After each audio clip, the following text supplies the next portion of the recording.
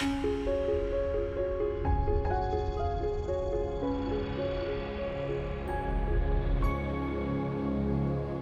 afternoon. So my name is Silvana and I'm here to facilitate the community of practice that's going to happen for this afternoon. What are we doing here is a very good question.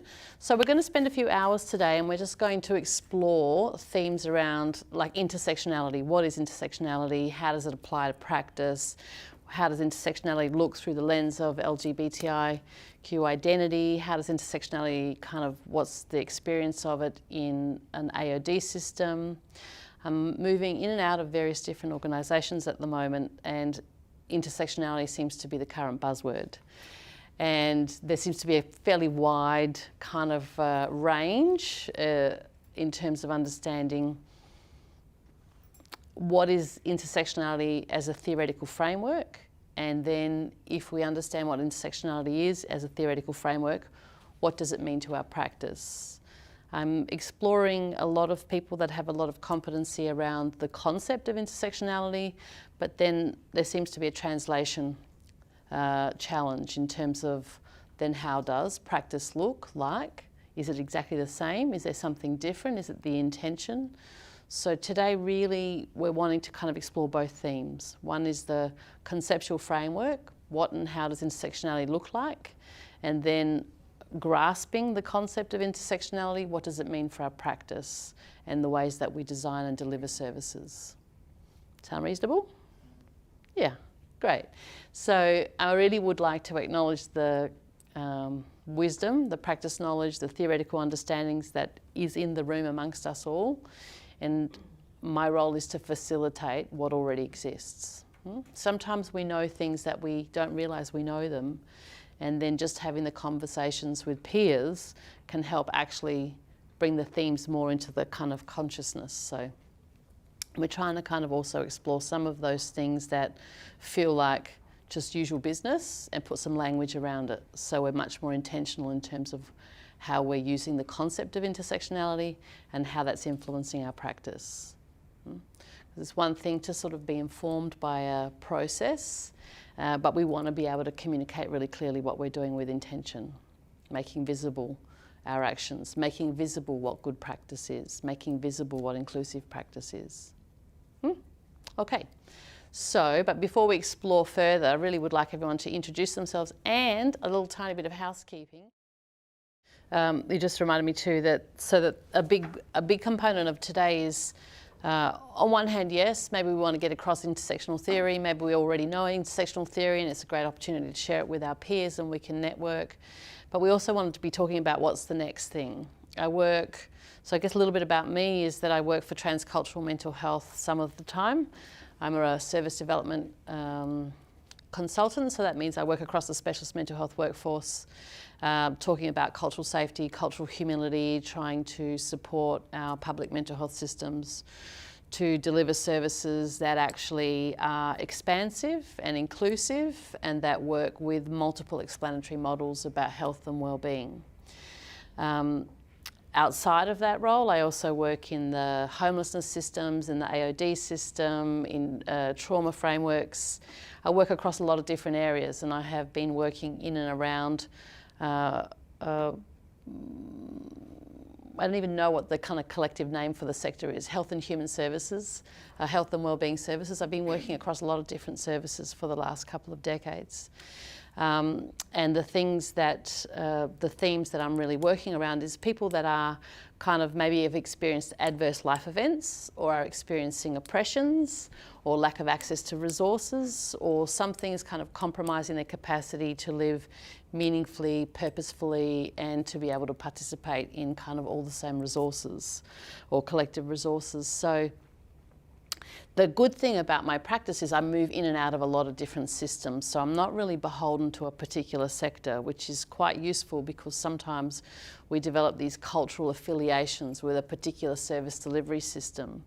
And the thing that I think about routinely is that services and funding models are siloed, but lived experience isn't. And actually we really do a disservice to the people that we're working with by aligning ourselves with an organisation or a sector as opposed to actually aligning ourselves with a lived experience. So that's really something that, so sometimes in the past that's not been so helpful to be such a kind of broad practitioner, but it seems to be getting a lot more useful to be a broad practitioner because just understanding the different words in different ways. You know, it's, we were presenting to an AOD sector a little while ago and we were talking about a recovery lens, which is a kind of language in mental health. A recovery lens is a completely different language in the AOD system, or, yeah. And so then it's just kind of going, okay, well, how do we even use our language? How do we actually understand that we're in the same thing? And I'm really mindful that for a long time there's probably been, and continues to be, a very competitive component to the ways in which money's accessed, the ways in which programs are funded, and it can feel like everyone's competing for the same piece of pie. And that really works against us in terms of networking and being collaborative. So sometimes we need to keep checking in terms of the ethics of what we're doing and what's our agenda and what might resist us from collaborating. Whilst everyone's marching to develop the same thing, seeing who might develop it first and kind of have the broadest kind of public exposure around that theme, how might we actually work in a more collaborative way, in a way in which we support each other with our resourcing, in a way in which we actually build each other's kind of skills and capacities. Because ultimately, our agenda is to meet the needs of people that are seeking care and support. That's our primary agenda, and that's our only agenda. And if we're not actually doing that, then we're not doing our jobs. I think that's a really important one. I think we can sometimes be really sort of co-opted by other systems or organisations without actually thinking about where am I centred in my practice. Can I just flag something quickly? Yes, please. No, unzipped today because, listen, these are exactly the themes because the last thing that we want to do is be co-opted in another policy kind of concept that actually makes no practical difference at the lived experience level. Yeah. Because then actually we're working so hard, we're trying to understand the concept, we're trying to there's a lot of glossy brochures, there's a lot of training, there's a lot of half-day workshops kind of getting delivered. But however, if a person that's service seeking at the living experience end of service delivery, it makes no difference to their lives, then we're not doing it right. And that's just the most basic, simple kind of concept. And also causes workers to burn out. Yeah. Yeah, absolutely. And even I think in a way, even like adding to that kind of sense of the ethical dilemma, yeah, is the idea that feeling like maybe the organisation on the outward facing narrative is that we're following an intersectional lens, but the internal narrative is that actually we're not resourcing it or we don't understand it exactly, or we will do intersectionality, but however, we're also going to keep a competitive environment in terms of the way that we deliver services, or we're going to be inflexible in terms of what our outcomes are or how our funding models are kind of designed. We need to have 7 board meetings before we can call Australia Day's Invasion Day. Yeah, like, yeah. Are you kidding me? Yeah, like, yeah. Yeah. Yeah. And you know, I mean, and we might say that that's too political, and that we're a service delivery organisation and we're not political. So that's a really interesting question, you know. So here's an idea.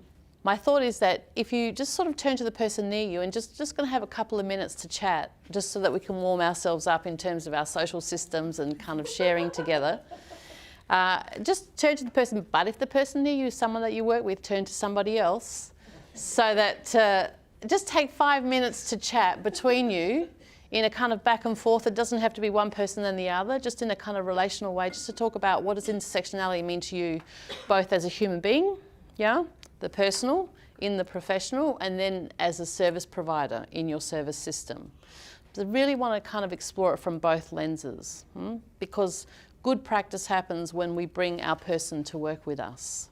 Okay, so have a turn and share. So tell me what are some of the themes that were coming up in terms of when you're even considering the concept of intersectionality, both from a personal and from a practitioner lens? There might be a difference, there might be no difference. What are some of the themes that came up for you? Capitalism. Shall I put that one in the middle, or what shall we? Yeah. Tell me about, now, by the way, I can't spell and I know it, so my whiteboard's always generally a creative kind of experience. So, but we understand the approximation. Tell me about the capitalism. How is it relevant here in a conversation around the elephant in the room. Nobody wants to talk about class when we talk about intersectionality, and it underpins everything. Yeah. Do we have class in Australia? Yeah. Yeah. Last night's budget demonstrated. Yeah. Yeah. Do we have a language for talking about class in Australia? No, we don't talk about it. Yeah. Yeah. And we don't talk about capitalism in the context of class and what that means for our services. Yeah. Or how far, this is like our sector, particularly like the family violence sector or so on, like these were originally sectors that emerged from communities mobilising around need. Mm-hmm. And in very few, like a very short, Mm-hmm. like, what's the word I'm looking for? Comparatively short frame of time, now we're businesses. Yeah. We have to competitively tender for funding against Yeah. market knowledge, like Yeah. neoliberal capitalist backdrop, like talk Yeah. about tension. Right? Yeah. Well, I was recently in an organisation that was referring to their service users as customers. Yeah. Yes. In health and human services, and I was like, we've seen clients, we've seen consumers, we've seen service users, we've seen lived experience. Customers was a new one for me. I was like, interesting. And that's a really interesting dissonance in the organisation too, because the whole service delivery workforce is really struggling with the language. However, the leadership structure is more oriented to kind of positioning itself in terms of a market share for a funding kind of cycle. So there's a real dissonance between kind of that service delivery level and the organisational kind of how an organisation believes it needs to structure itself in order to have sustainability in a funding cycle, in a landscape of scarcity. Yeah. And it's that funny tension, like oscillating between, well, for me anyway, like this inner, like anarchical dialogue of just set the whole thing on fire and burn it down, and then like actually wanting to do good work and have that Trojan horse approach. But then in order to do that, we have to figure out how to engage in activism within the systems. For all of the reasons that you've just been talking about. And in order to do that, we have to tackle class and capitalism, and we just don't. Yeah. Yeah. As soon as it comes to the dissemination of resources, I feel like things just go down a highfalutin by-road and we just leave all of this behind. That's where intersectionality needs to be embedded. Let's talk about HR. Like. Yeah. Yeah. So what were you going to say? I was just going to say, and in that conversation I was talking about, so many times I have clients that sit within, if you want to use term middle class, and so all of the income-based eligibility for services, and a lot of times they're caught between, legal is a great one where they might not be eligible for legal aid, but they're also, so many people don't have a pool of cash to access these events that are very unplanned and very the working middle. They just don't have the resources available because they don't meet eligibility on one end, nor do they have the financial resources on the other end. Yeah. So,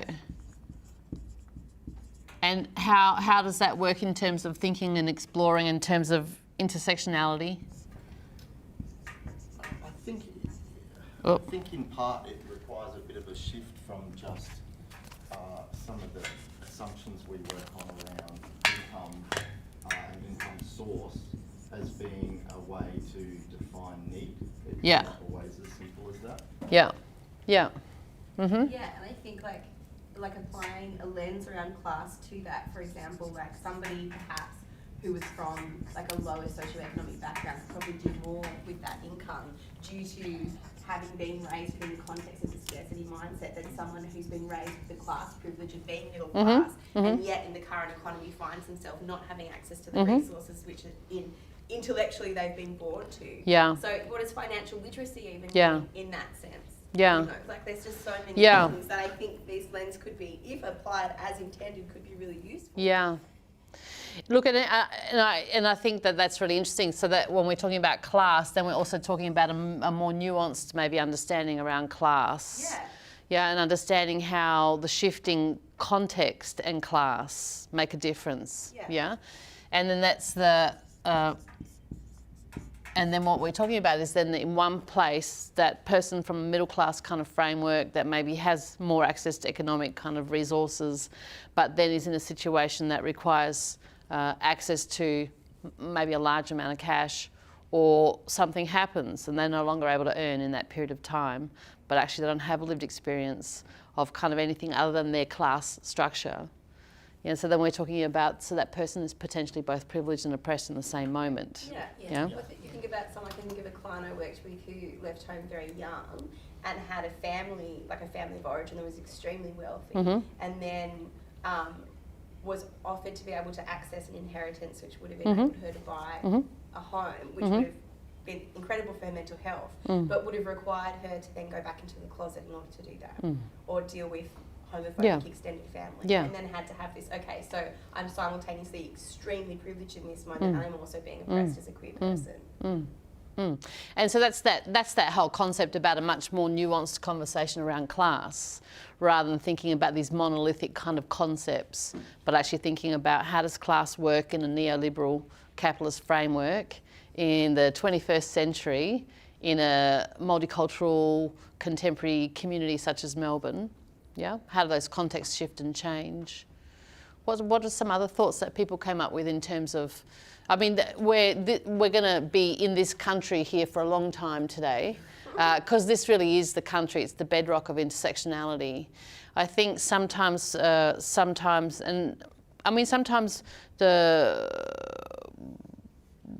leadership maybe in organisations have got a lot of competing different agendas going on. And sometimes people would like me to talk about intersectionality without actually ever coming here, like not mentioning this sort of stuff, like keeping that one in the background.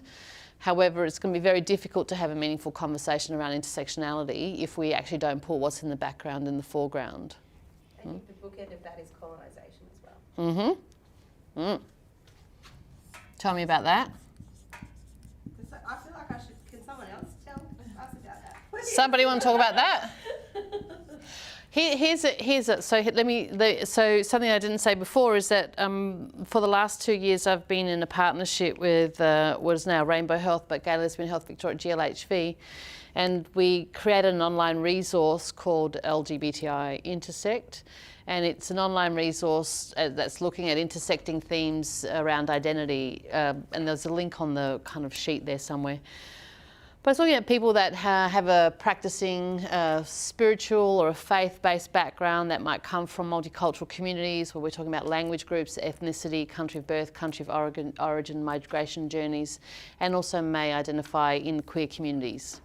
And so looking at how does a person that's has multiple identity themes in the one moment, what are the resources that exist for them, what is their lived experience.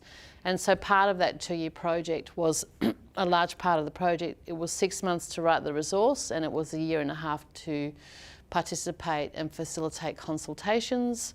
And we had a lot of consultations with faith leaders, with people with lived experience, with community elders, with service providers.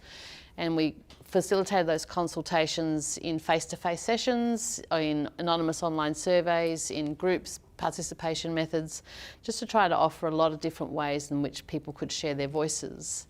And there were 2 surveys that were running concurrently, and one survey was people with lived experience, asking them questions about what would you like to share? What would you like a service provider to know about you? What's the best way a service provider can actually create a safe and inclusive context in which you feel empowered and visible. And not empowered by the practitioner, but in your own power. And we asked the service providers, what would you like to know? What's going to make a difference? How can we get you over the line? What can we do to support you to enhance your practice? And in both of those surveys, we asked about decolonising practice. And lived experience survey was like overflowing in that particular section.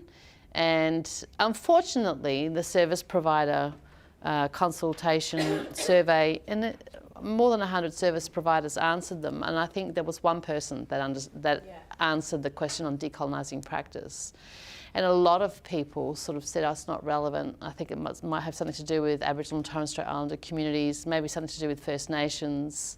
I'm not really sure. I think it's a theory and cultural theory. It was interesting that that didn't evoke enough interest that people became curious and thought, maybe I'll just have a little explore of that before I answer this.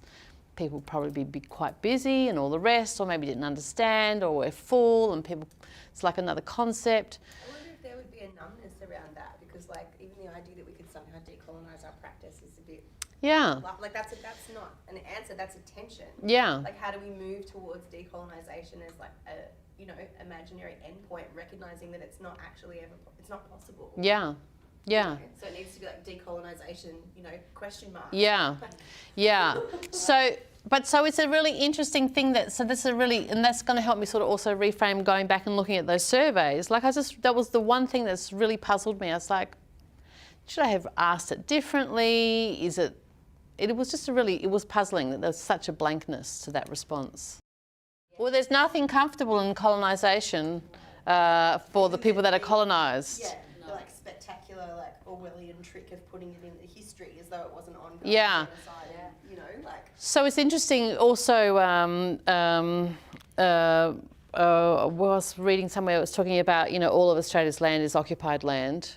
Yeah, and to talk about kind of genocide and colonisation as something that occurred in the past is to actually not recognise what's currently happening and continues to happen when we look at the incarceration rates, when we look at the health and well-being, when we look at kind of self-harm. There's nothing in the past in Western Australia. I mean, there's nothing in the past. And Chimamanda Adichie has a beautiful kind of, when she talks about the danger of the single story, and she talks about if you start the story from the arrow, after the arrow, you've lost half the perspective. You've lost all of this that comes before, and also the things that come before the before.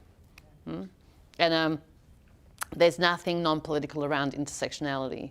Intersectionality and decolonising practice are two concepts that really are. They're an interconnected narrative, both informing each other in a bi-directional way. The challenge, I guess, for us is that what does that look like in practice? Because we can have a great kind of robust conversation around decolonising practice or colonisation, or the ongoing impact of the kind of unconscious kind of or the lack of kind of acknowledgement of the impacts of colonisation. But what does it mean to our practice? And that's what we're going to unpack more. Yeah. I was going to say, I mean, cultural safety for staff, before we even think about the work that we do for the people that we serve or the communities that we work with, we have to think about whether or not our workplace is culturally safe. Whether or not for staff there are practices and policies in place that are part of this decolonisation. And also not just that they're safe, but that workers are supported and given opportunities for development. Yeah, yeah. So this is a big part of why I also asked around your organisation's approach to intersectionality, and then also the organisation's resourcing of intersectionality. Because it's one thing to say, yes, we're going to reorient our organisation to approach all of our service development and all of our delivery from an intersectional lens, but it's another thing to actually resource it and actually have the integrity. If your organisation was culturally safe, what would you be seeing happening in the organisation? What sorts of things? And I mean, anyone can support you in the answer as well. Representation on every level. Yeah. Board level, senior exec, management. And I don't think there's... Not just representation, but access. Exactly, yeah. And so tell me about but what does representation mean? so I guess just following up from what Ray was saying, so you're actually having representation of a range of different identities on boards, leadership positions, in every level.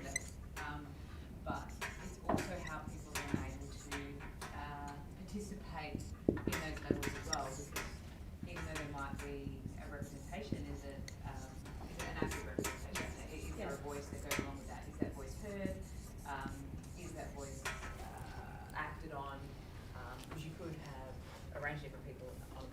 But even decision making, how decisions are made, is it consensus, is it majority, so that can definitely impact on the active participation of people who might be represented. Yeah.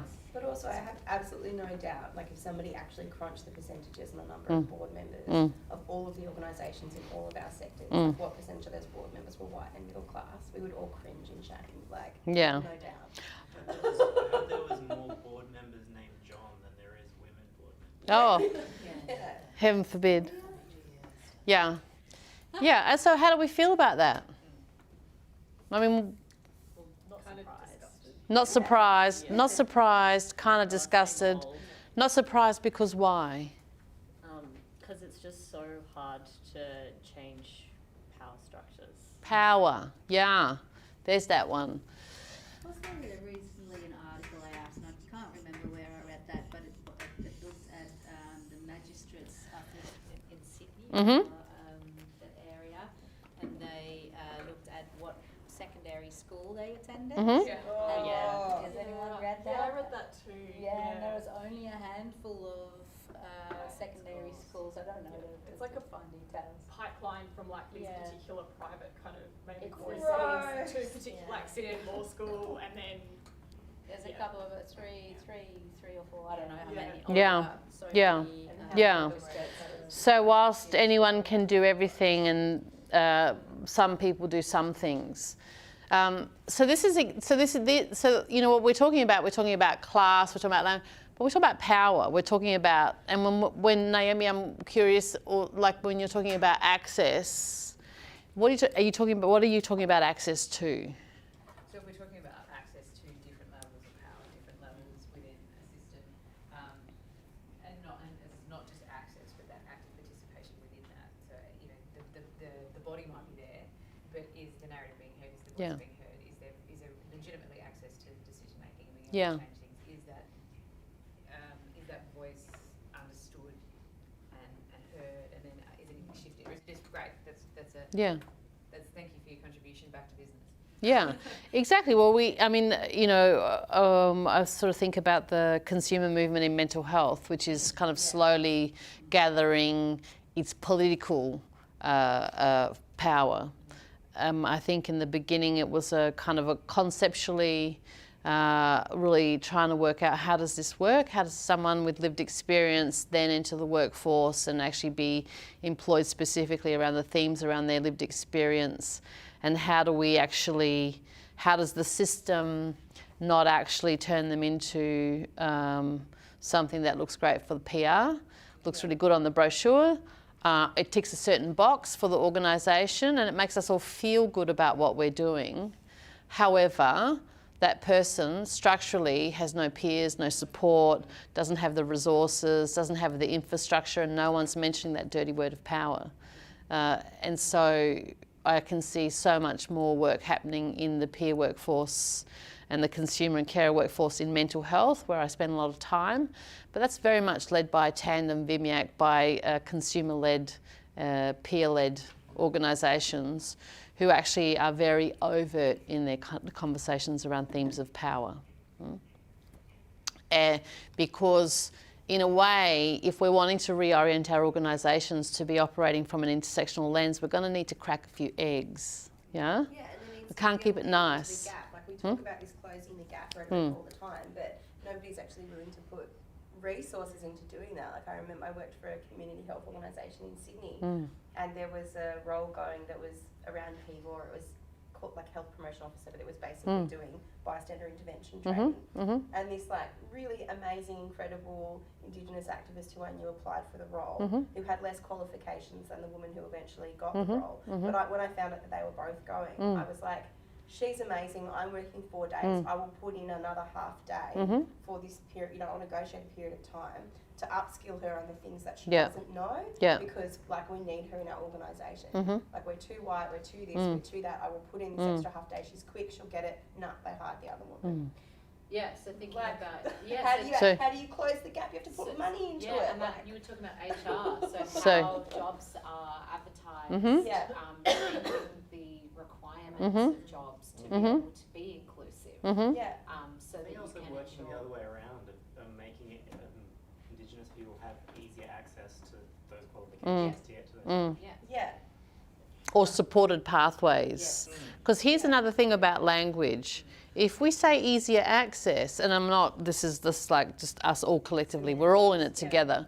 But it's so, we can so much stumble on the language that we've kind of absorbed. We just absorbed because we live in a colonised country, and there are so many things that we absorb just by living and breathing and navigating, and it's that kind of critical lens when it's like, so that we have the options of saying things like an easier pathway or a facilitated pathway.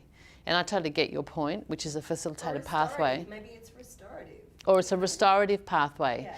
But, you know, it's just like that really sort of like kind of leaning into each other in that kind of Vicky Reynolds kind of way, yeah? Leaning in and kind of saying, okay, how can we language this? How can we language this so that the way that we express what we're talking about actually is reflective of what we mean. We're saying and meaning what we, Yeah, so can I just jump in on that as well? Like, we're talking about language and qualifications, and I find this question thrown out all the time, like, what qualifications do you have? And I actually just really hate that question. Because Yeah. I think it really puts people who have not had access to the same Yeah. resources to say, I have, you know, or the same level of education. And it like divides us. It's like this class within our profession where it's like, you know, here's the qualified clinicians and social workers and all that, and everybody else who sits who sits below it. It's like our opinions or our experiences are sort of devalued in that process. And I'm And just underpaid as a result. yeah, underpaid as And it's well. such cognitive dissonance, because like what I learned in my degree, what I learned from my clients, like I'm sorry, like what I learned on the job and from my lived experience is up here, and what I actually learned in the classroom is all the way down there. It just got me in the door. And I think tied to that concept is the idea of risk. I think in general, as a sector, as a community services organisation, we're going to have to at some point, in an appropriate way, develop a better level of comfort around risk, and that sits around things, for example, like qualifications. In part, that is a risk mitigation strategy. exercise, because if someone's got a qualification, it kind of absolves a bit of taking on someone that, you know, might not be a bit risky. And also, you know, for an AOD sector, I think the reality is that we have so many people in the workforce, particularly at the ground level, that have so much lived experience, and we never really talk about it. And part of that is stigma, but I also think part of that is you know, certainly if you were to go into an interview and give a fairly, you know, professional but, you know, detailed summary of perhaps your lived experience, which you know, kind of guides your practice, and as you were saying, is very valuable. I think, you know, in some ways that would be considered risky because, you know, all those questions come up, but in actual fact, the reality is we're a workforce full of people that have had lived experience to varying degrees, whether it's self, family members, you know, significant others, etc. But we don't talk about it and we don't learn from it, but then we create a separate subgroup of peer support workers where we recognise the value of that And where they're experience. still It's crazy. stigmatised. And It's still just Exactly, the yeah. career Still path no, of these peer peers workers is very. or the pressure on them to have the answers as well, like the cultural load of And the an moral emotional minority. load, as being a you know, either a minority or because they have a lived experience, it's all this pressure on them to have the answers, and yet there's no reimbursement for that and support around that. And I think it's flipping it on its head, thinking, well, actually, you can come with qualifications, but where is your lived experience? Yeah. As opposed to, you've got lived experience, but where's your qualification? Flipping it the other way. Yeah. Because a lot of us have qualifications, but do we have lived experience, or do we know how to work with people? And a lot of people in the health sector of community services actually have no idea how to work with people. Yeah. Even though they're less risky somehow. Which is interesting because when we're starting to talk about person-centred practice, being with the person before you, being in relationship, boundaried and professional relationship with the service user, with the person seeking support, when we're talking about negotiating power, when we're talking about being reflective of class, you actually need a higher level skill set. Yeah, and so that you know you need a high level skill set in terms of emotional intelligence, and they're not necessarily going to be the things that come from an undergraduate degree. Yeah, Well, many other things come from an undergraduate degree, but that's not necessarily the priority of an undergraduate degree. And that might be something. So I'm kind of like sort of thinking, so that in a sense, in terms of the qualification, it's also a conversation about what we're privileging. What evidence are we privileging? So we're privileging a degree, or we're privileging a professional qualification as the entry point into the workforce. That's got a lot of reasons and structure to it. It kind of does mitigate risk to some degree. It means that there's an assumption that people are working with some kind of practice framework, with some kind of ethical guidelines, with some kind of understanding of duty of care, but it doesn't give you everything. Yeah? And so then it's like, well, hang on a minute, is there a space where we're privileging more than one thing?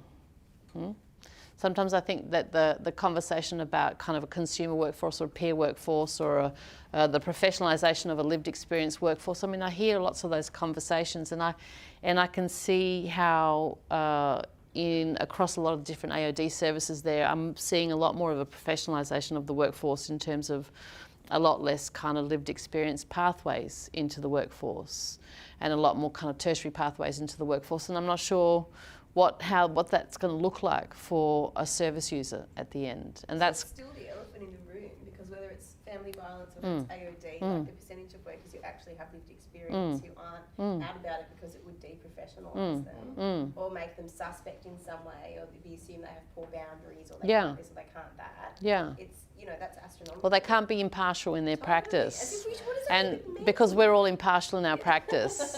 Yeah. We're culture blind and we're power blind, so is the theory. Yeah. I chucked myself as a case study in trainings I did a couple of times. Yeah. Like just as a thought experiment. It was terrifying. Yeah. And then one time I told them at the end that one of the case studies was me. Yeah. Yeah. And how'd that go for your colleagues? Huh? How'd that go? External. Yeah. Yeah. So this is the thing about the idea of like this either or, this kind of binary thinking, it's really an antithesis to thinking about practice in an intersectional lens. Either we have a qualified, tertiary trained or undergraduate trained, or we have lived experience. Either we have this or we have that. That's a really polarized kind of framework, and that's exactly not intersectionality. It's like, so in some contexts, lived experience probably is the priority. In other contexts, it might be about also a tertiary qualification. And in other contexts, it's both. And so it's how do we actually participate in a workforce where we're actually being critical. We're having a critical lens to the things that we're privileging, the things that we're seeing, rather than we see so much of something, we just become blind to it. Yeah? What about over here? What's some of the thoughts that have been popping up in terms of intersectionality over this side of the room? I was saying that, so I worked for Odyssey House. In the first couple of years I worked in the adult sector, and now I'm working in the youth and family services sector. And just what I've observed was that I felt there were a lot more overlapping issues with adults who presented. They might have medical issues, housing issues, family violence, all these sorts of stuff. And in clinical review, you had to kind of triage those needs. Yep. Sometimes the AOD issue wasn't even the priority. Other things needed to be addressed first. And often we would be on referring that person. But in the youth sector, I've just not noticed as much overlapping issues, I guess. I don't know if it's because they're younger and they've not had time to develop. I'm not sure what it is, but I've noticed that my young clients are a lot more straightforward, I guess, in a way. Yeah. That kind of makes me think of a really interesting question. I wonder because if we think about also the movement of power, and thus the movement of power between adult and youth, where adults tend to hold the power and young people tend to have less access to power. I wonder also if that movement of power might be influencing how much a young person might be showing you, or might be feeling safe enough to express.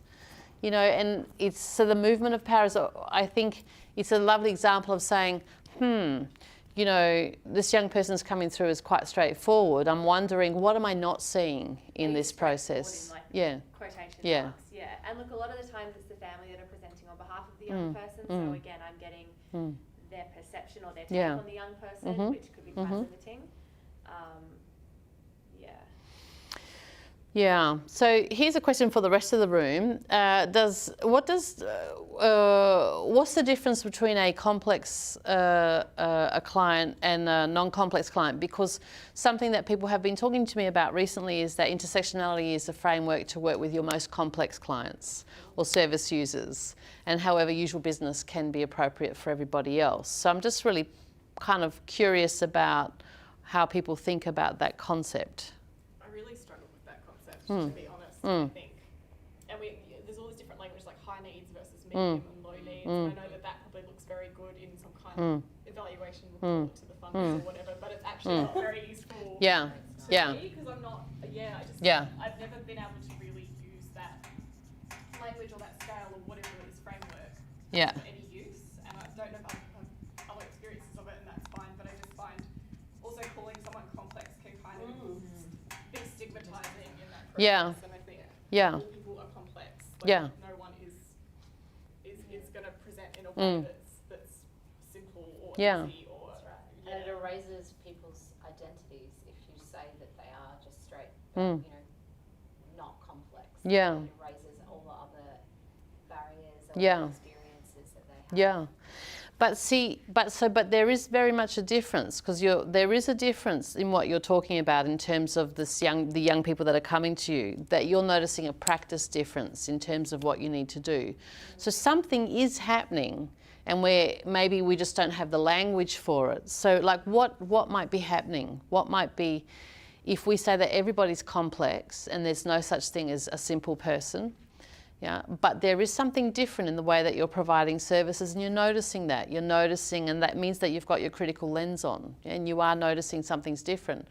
What is it that might be different in that moment? I was just going to say, I know it's something that I've noticed within our program and working within the AOD sector is some of it comes down to context and also language. I know we use risk quite a lot in AOD. And I think every sector uses the language of risk. So it seems to be like... We get at risk of homelessness, we get, at risk of this, at risk of that, high risk, medium risk. And I don't think we really take the time to really stop and think about how we're using it, because in the I think it depends on what you're charged with supporting a particular client around. And at risk of homelessness may not necessarily play into decision making in an AOD context like it would potentially. If your role is to support clients around homelessness, of course you want to respond and support the client in that domain as best you can, whether it's referrals or directly or whatnot. But yeah, I think we use risk in lots of weird and wonderful ways, and I think sometimes it's about what do some of these concepts and words mean in the context of what your role in that particular client's journey is. Yeah. Because it's different depending on what element you're working on. Yeah. Yeah. Trying to, I guess, address where we all went with it. I thought of life experience, that just what those young people have and haven't. I guess I was looking at the age, what they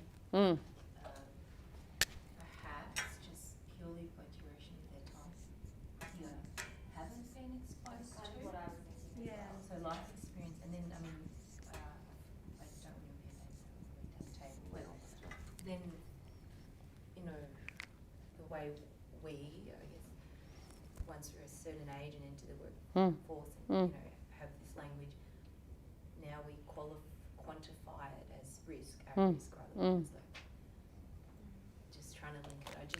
That's what I really thought, and that's all I could land on when you asked those questions. Yeah. So we're talking about So like that goes cumulative trauma and cumulative experiences of discrimination and Yep. sexual oppression. Yep. Which are on the pointy end for young people, but obviously, just statistically are more acute by the time you get out of it. Yeah, and that's a very sad, sceptical interpretation. Like, I didn't feel comfortable with where I landed when you first said straightforward. But I just thought, is that because I just haven't had to endure some of that shit stuff? Yeah.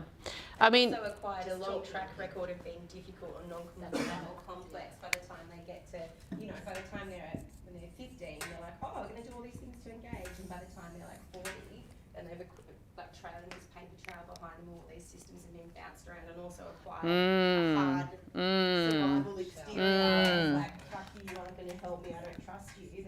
And then they just go in the too hard basket.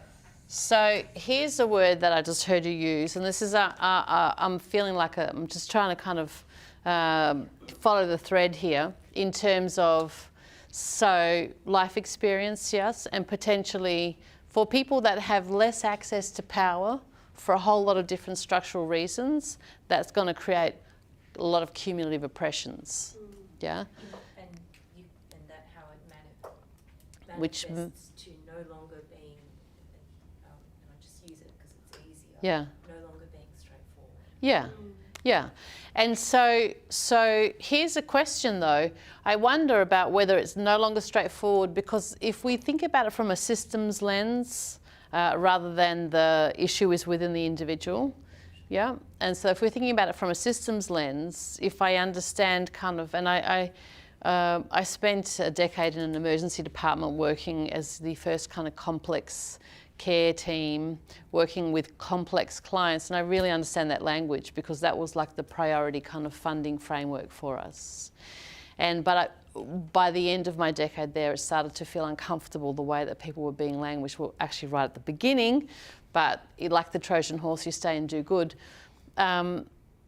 And then the thing that I found that was a kind of an interconnected theme is that those people that were coming through, the people that were coming through that had a kind of, in a sense, a highest need for a responsive service, also had, the complexity was in the service system around them.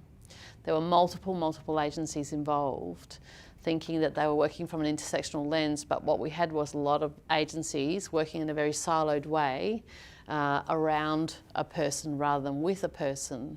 And I think that can actually then mean that we start to sort of orient to intersectionality being a framework that's good to use with people who have got complex histories, because there's so much going on. However, it's a complexity that's at a systems level, it's at a service level, rather than it's a complexity within the individual level. But to some degree it also makes a circle around, because it goes back to that capitalist way we organise our society. Because often these are the people that are a threat to the capitalist mind frame. You know, they threaten our houses, our income, our health, our beautiful city, because they're homeless, that's what spikes up. You know, so they threaten that beautiful picture of that capitalist system ongoingly. And the veil of politeness, because they don't have any social capital to lose as well. I think that's a big one. Yeah. That contributes to stigma and discrimination as well. I think also just thinking about the complex and non-complex, I think there's a real danger in making those decisions and determinations on paper, particularly when we talk about referrals and without even speaking to someone, that there's a determination. I think, for example, you can have an incredibly resilient and resourceful individual adult that's potentially experiencing family violence and homelessness, which on paper and in our general vernacular would consider to be complexities, that is far less risk of serious harm than a young person that's really not dealing well with the stresses of a bit of bullying and academic pressures, right? And that's where we see, suicide statistics and so on in young people. And I know that our forms and our papers and our assessments, when we look at family violence and homelessness versus, academic pressure and bullying, we don't sort of see those things in equal light, but in fact, there's a real danger because it can have serious consequences. Yeah. I'm hearing you now, and I'm thinking about this kind of, so sometimes also what I see kind of coming up in themes in terms of what are we privileging as an identity and what are we privileging as a risk. And so the risk, I guess, of kind of an intersectional lens is that ends up that a whole lot of different kind of service organisations, specifically theme-oriented kind of programs, end up in this kind of like oppression Olympics, where everyone's kind of trying to kind of say who's the most marginalised, who's the most at risk, who actually has, and so that we end up repeating a kind of a power structure where the least access to power then replicates the same sort of power structure. And capitalism as well, because the reason, a large part of the reason we need to prioritise clients is because there's simply not enough funding to provide a service to everyone that has the need in that area. Yeah. And so that also brings us to that systems lens, so that, and this is a kind of under that rate, the work of Vicky Reynolds, who's a social worker. I'll show a little kind of slide of hers later, but talks about the kind of experience about we need to think about context. We've talked about context. These are all of these themes are important themes to understanding intersectionality. If we're thinking about the funding context, so we're in a funding context where maybe the resources are insufficient to meet the needs. And so we end up kind of in this kind of competition process trying to kind of winkle what kind of resources organisations can have to meet the needs of a specific priority population, but then sometimes we kind of then do it in an ironic way to the exclusion of all other people and all other kind of identities and needs. Without thinking it's the funding model or it's the authorising environment or it's the contracting environment that's the challenge. We then start just kind of like on the inside trying to work out who can get what from whom for whom. And that really is a constrictor to the idea of collaboration and participate and networking, the thing that we want to do. So I'm not mindful of the time. I just want to give us a little kind of breather. But before we have a breather, all of these themes that we're talking about, all of these things that we've discussed, these are all the themes that need to be addressed when we're talking about intersectionality. So when we're talking about, oh yes, we're going to reorient our service to follow an intersectional lens, or I want to kind of embody intersectional practice in my work, or I want to bring this kind of piece of knowledge into my team and help to sort of redesign the way that we do business. Intersectionality overwhelmingly means that we need to sort of start to be able to negotiate power. And we need to start thinking critically about what are we privileging in our organisations. We need to kind of explore the messiness of actually starting to have dialogue with concepts like decolonisation. That it's not going to feel so comfortable all the time. That we're going to maybe be in the place of not knowing. And these are super challenging. When we're already busy, we're time stretched, we feel like we've got a lot of kind of best practice frameworks that we're trying to address. But, and in a way, it's a kind of destabilisation of what we're doing in order to reorient. It's a real deconstruct to reconstruct. And I think that there are many things that can happen, diversity of work roles, looking at kind of cultural safety for staff, looking at qualifications, exploring what we privilege. But we also need to start to really interrogate what does practicing from an intersectional lens look like for me in my personal, as in the human that I am, that I bring to work with me, and what does working from an intersectional lens look like from a professional or organisational perspective. Because we'll all have different amounts of power in our personal and professional roles. And so it's about using the amount of power that you have for the most impact. Does that make sense? Because sometimes someone will be, it'll be someone that's new to the AOD worker, they're an intake worker and kind of an AOD program, and they're like, well, I don't have access to our board, or I don't have access to the strategic plan, or I don't have access to, but you do have access to that phone call and that first moment of intake. And so you practice from that. And if you are a practice and learning development, then you have access to how you orient the training for the rest of the workforce, or how you do external training. If you're a manager, you have a kind of the power of what you're going to prioritise in your team, and how you're going to influence the HR team, or how you're going to direct the HR team in terms of kind of how you're going to do business. So we all have different amounts of power. I think sometimes the concept of intersectionality can feel so charged and then so overwhelming that we sort of do this rise, collapse. We go, right, we're going to do it. And then a bit like you were saying before, and then there's that other tension of like, I'm I'm just going to walk away from the whole system because the whole thing's messed up. And I think that's another important point that perhaps we haven't covered off is, I think just well-being and self-care is an important concept because it is exhausting. Yeah. If you are someone that wants to take this on and take it to heart and That's related to your privilege. Pardon? That's related to your privilege. Yeah. Because not everyone has a choice. Yeah. We have a choice. But also Yeah. trauma's an industry and so is vicarious trauma. Yeah. I'm not saying that it's not real, but it's something that's been very neatly Yeah. consolidated and solved Yeah. for us. Yeah. You know, whereas again, you know, when we were communities mobilising around need, self-care looked like mobilising in solidarity in the workplace. Yeah. It looked like community care. It looked Yeah. like going to a rally. Yeah. That's what it looked like. Yeah. It looked like vigils and advocating and Yeah. making noise in the streets. And now it looks like bubble baths, which cost Yeah. like $12.99 from lunch. Yeah, yeah. I'm sorry, but no. Yeah, yeah. Yeah. It I'm, makes it an individual issue as well, like it's your problem. Yeah, exactly. yeah. But that fits that sort of fits in with that individualistic Not framework. Not bubble baths. Like I love Yeah. bubble baths. Yeah. But Just not for $12. Yeah. I actually want to unpack that kind of whole well-being, cultural safety, workforce after we have a little break because I think that's I hear in lots of kind of there's a tension if we reorient our organisation to practice from an intersectional lens. That's an extra load for the workforce and we don't know if they can do that. We don't know if they will have the capacity. We're concerned about actually compromising, evoking burnout, secondary trauma, vicarious trauma. So, you know, that we really need to balance the risks of those two things. I hear that kind of conversation going on and that one's a real puzzling one. Yeah, but it's a very real conversation that's happening.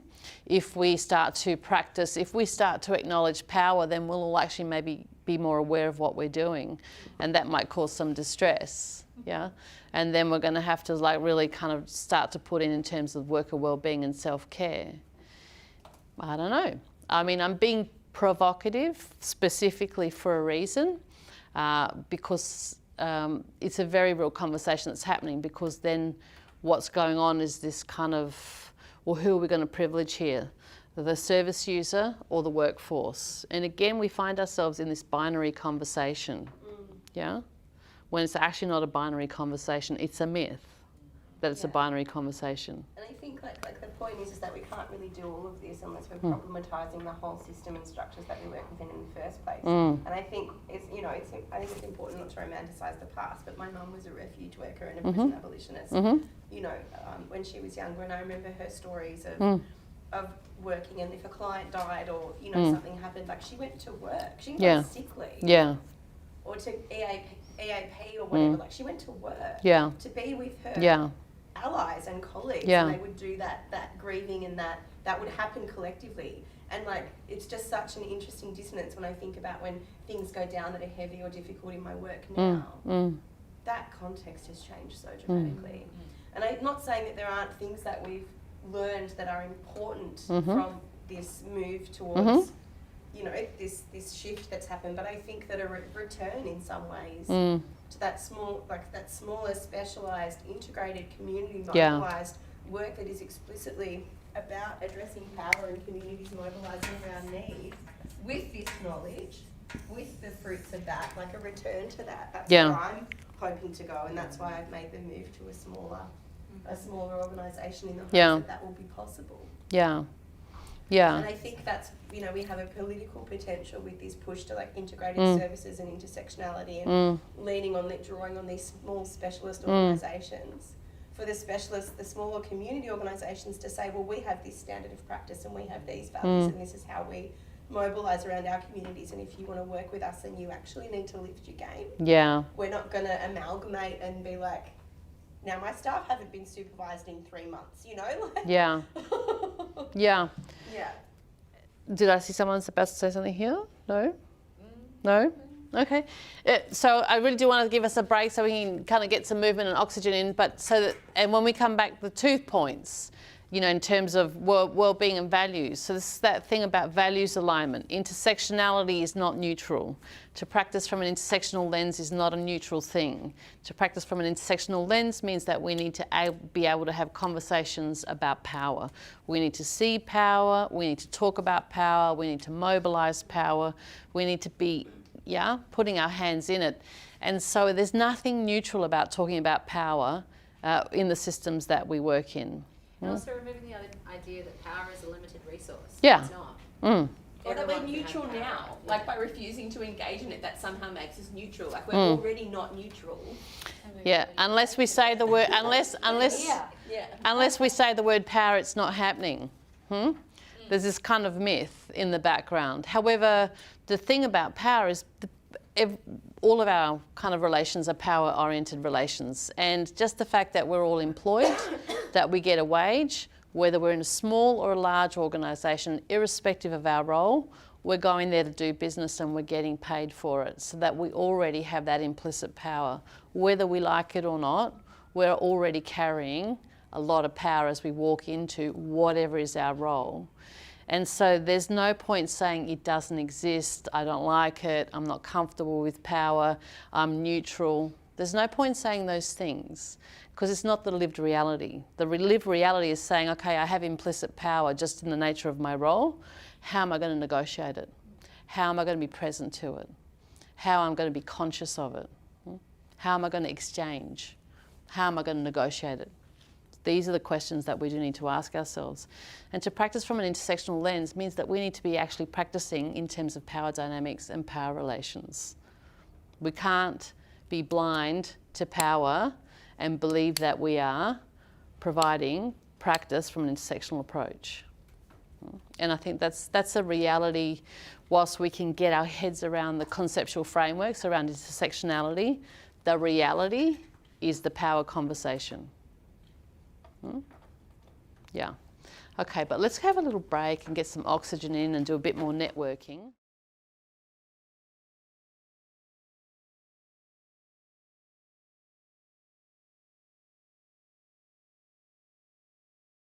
In Australia, our culture and the way we see gender has been pretty influenced by British colonisation. And the values that came with it. We've started to see more trans people than ever being visible and advocating for our equality. But the idea of gender beyond the binary is actually not a very new concept. It's existed in different places throughout the world for thousands of years. The way that gender is viewed and expressed varies a lot between cultures. And the experiences of gender diverse people can be pretty different when you're also a person of colour.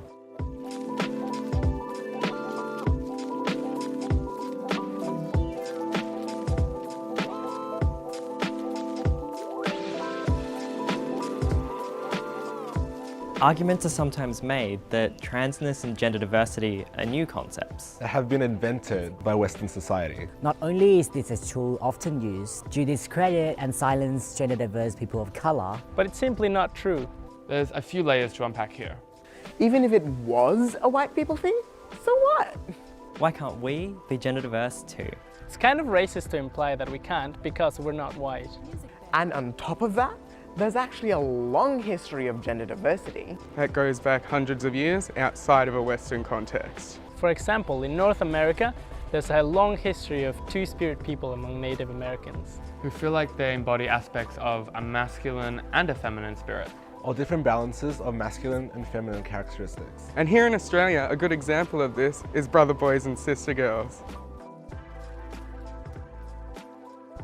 Brother boys and sister girls have existed in Indigenous Australia for thousands of years, before Western cultures invaded Australia, proving that trans is not a current cultural phase, but has existed for many thousands of years, including within the oldest culture the world has to offer, Aboriginal Australia. Originally, Indigenous people believed that sometimes people could be born as male, who was then assigned the body of a female, and vice versa. However, as communities became closer tied, knowledge expanded and the meaning became ever-changing, and continuously evolved to our current definition, a definition that we see today as trans. Brother boy and sister girl is now lovingly used within communities of trans Indigenous people, as well as communities surrounding them. Language within Indigenous cultures has changed, but the casual nature in which brother boys and sister girls are mentioned remains the same.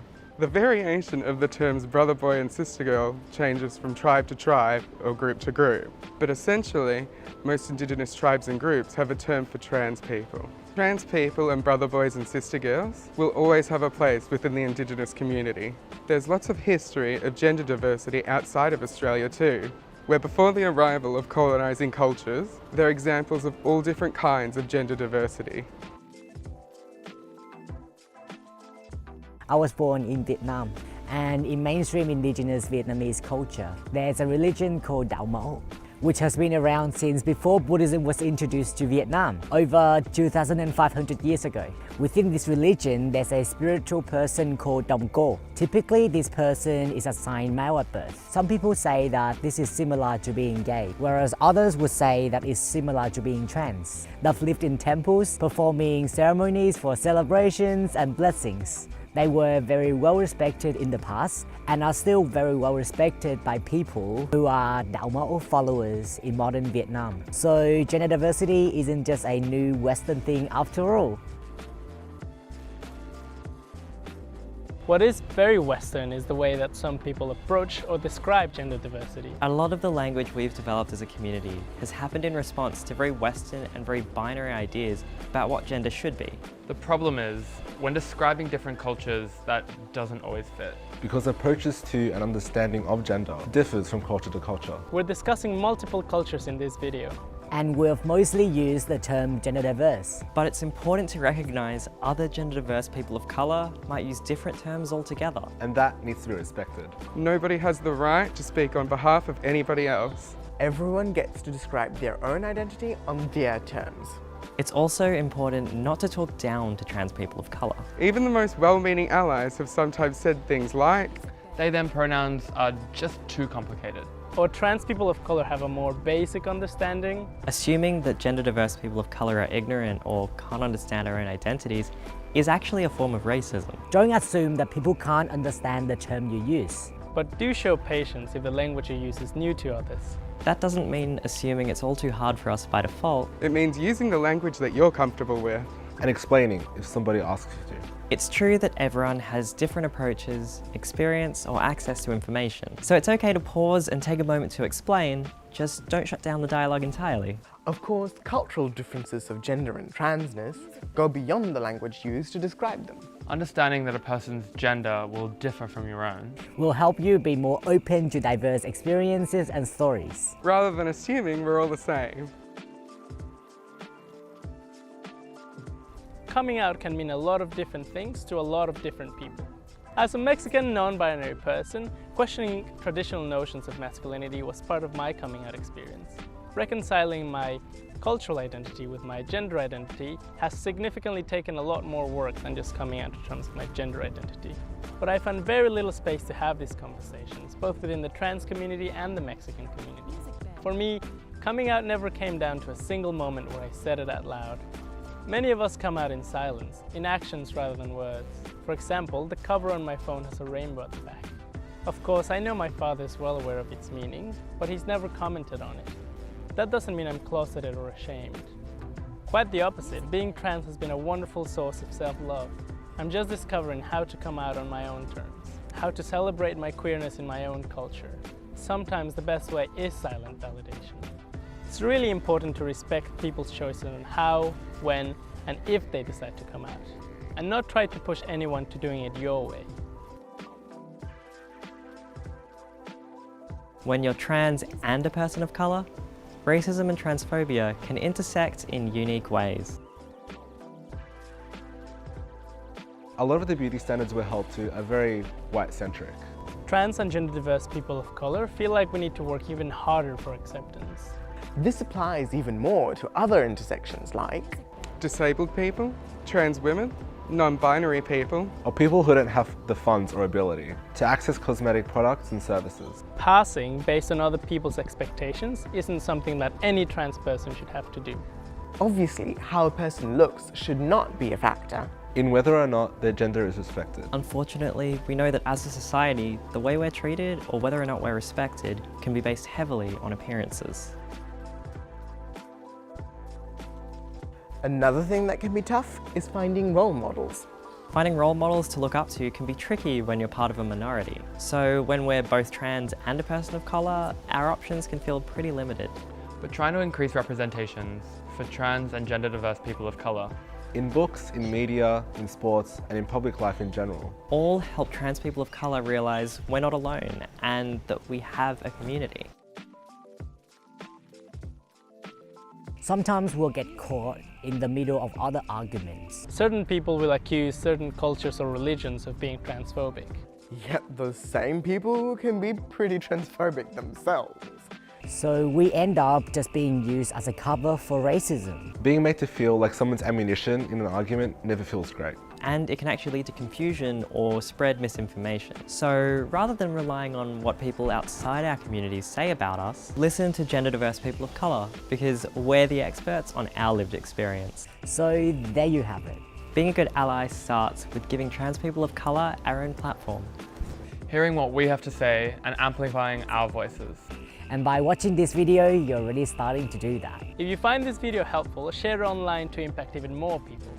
And if you want to know more, check out the rest of Trans 101. Full of even more awesome info about gender diversity.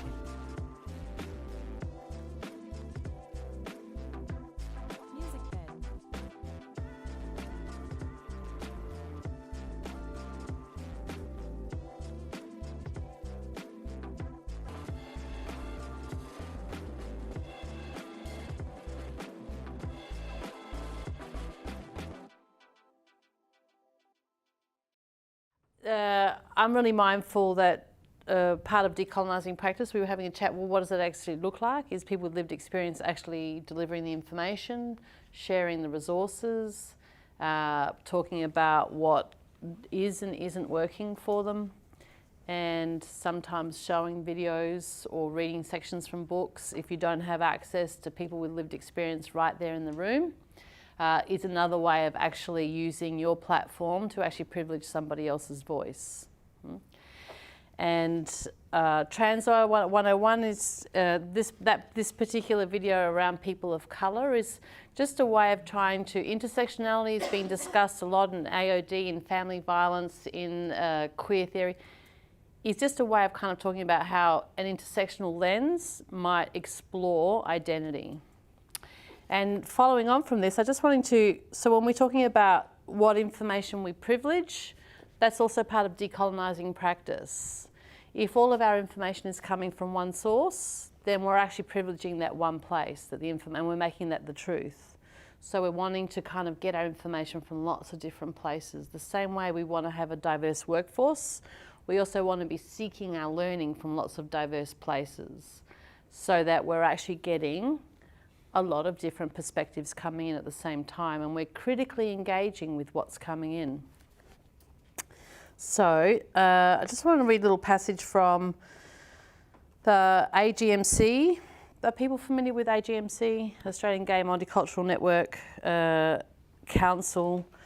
They are spectacular. There's a link to them at the end of this, so somewhere that you can go to get a lot of resources, but they've recently published an anthology of Australian multicultural queer adventures called this one, Living and Loving in Diversity. It's a really great book. I highly recommend getting access to it. You can get it from Hares and Hyenas.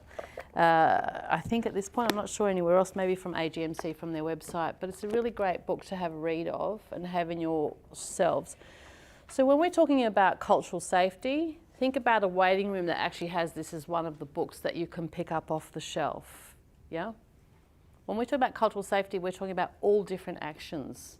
Macro actions, like the organisation having its inclusion framework, and micro actions, like the kind of books or resources that you have in your waiting room while people are waiting to come in. These sorts of things are about cultural safety, is about visibility. But before we unpack cultural safety, I just want to read a tiny little passage here from one of the stories, and I'll leave the book here, and you're welcome to kind of leaf through it. Basically, it's a collection of how many lots? Well, no numbers, maybe 20, 30, 40 different stories. Some people are familiar to you in the Australian kind of cultural narrative, and some people won't be as familiar to you. Each story is absolutely divine. So this one is called the own, and I'm just going to read a page or just a paragraph, because what we're trying to talk about now is a few points of intersect. So, the only ... in your village. So this is by Benjamin Law, and it's told by Maria Pallotta Ciroli. So, diversity isn't justified by one accent. Every single person is like a myriad of things at any given time. And when I think of growing up in the suburbs of coastal Queensland in the 1990s, television was pretty white and it was pretty straight. Those two things make you very aware of what normal is supposed to be. So you really do feel apart. And growing up in an especially white part of Australia kind of amplified it. When you're the only ... in your village, sometimes you grow up with an internalised racism or other kinds of minority phobias. You see white as being cool and you see straight as being cool, and the way in which that can manifest is that you won't want to engage in Asian cultural things. Or you'll see camp people and you'll think, well, I might be gay, but I'm not one of those gays. And it took a long time to get that out of my system and realise that there's nothing wrong with being camp, and that it's a judgment you've been taught by straight people who potentially hate gay people. So I now say, you don't kowtow to the straight or the white idea of what has currency. You need to form your own identity on your own terms. And that can be really hard, but finding a community of other people like you helps. I'm not going to read the rest of it, I'm just going to read a little section. When we were talking about decolonising practice, we're talking about themes. We're talking about themes that some people end up with more privilege than others. Some particular identity markers are more valued.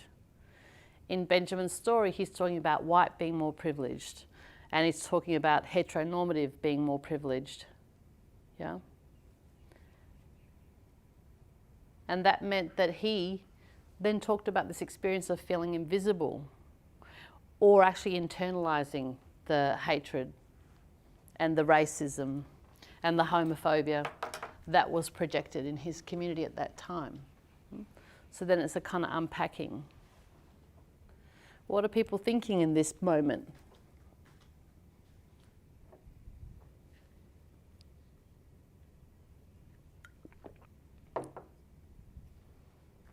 Might not be thinking much.